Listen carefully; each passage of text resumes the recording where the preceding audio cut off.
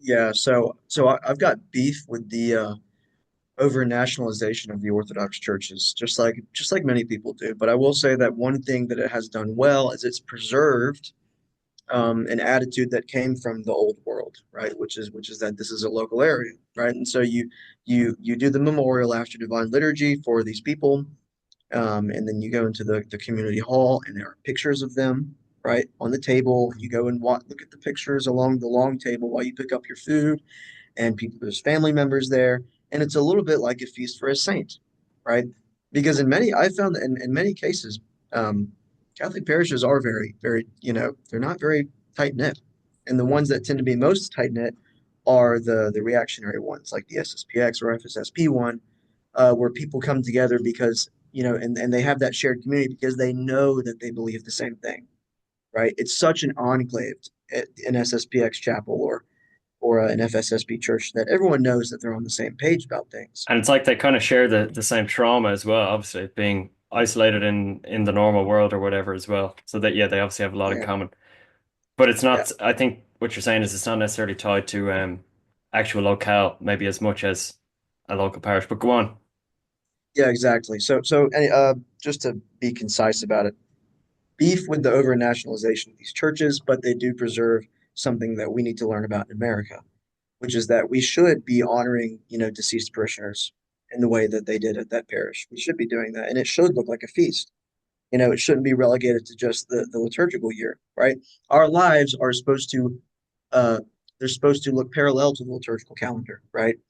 The feasts for saints, all of these things that we do are supposed to be reflected in our lives, and that's exactly what they're doing with the deceased, with the reposed parishioners.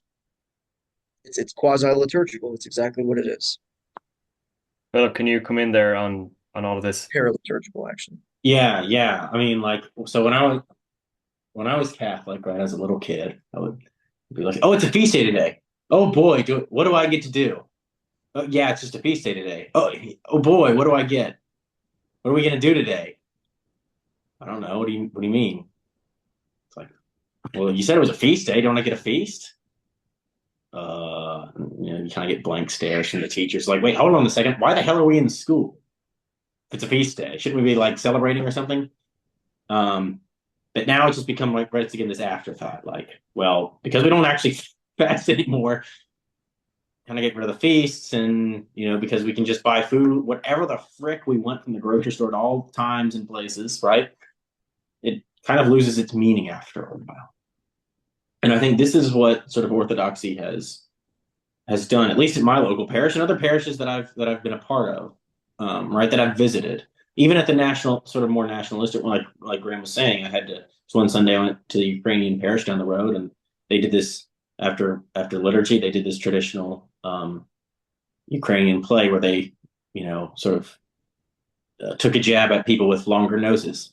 And it was funny and it was good and it was they were walking around with like purses and coins, and one of them was dressed up as the devil. So let the reader understand. So it was great. It was great fun. And at my parish, it's like we do have feast days together. We have liturgy on the feast day. People come, and then there's a meal um, downstairs. When it comes to I'm not saying every single Orthodox church throughout the entire world is like this, but when we go and it's like you'd have the Catholic Charities campaign at your local parish, and be like collect money for kids in Africa. It's like that's all fine and dandy, like that that's wonderful.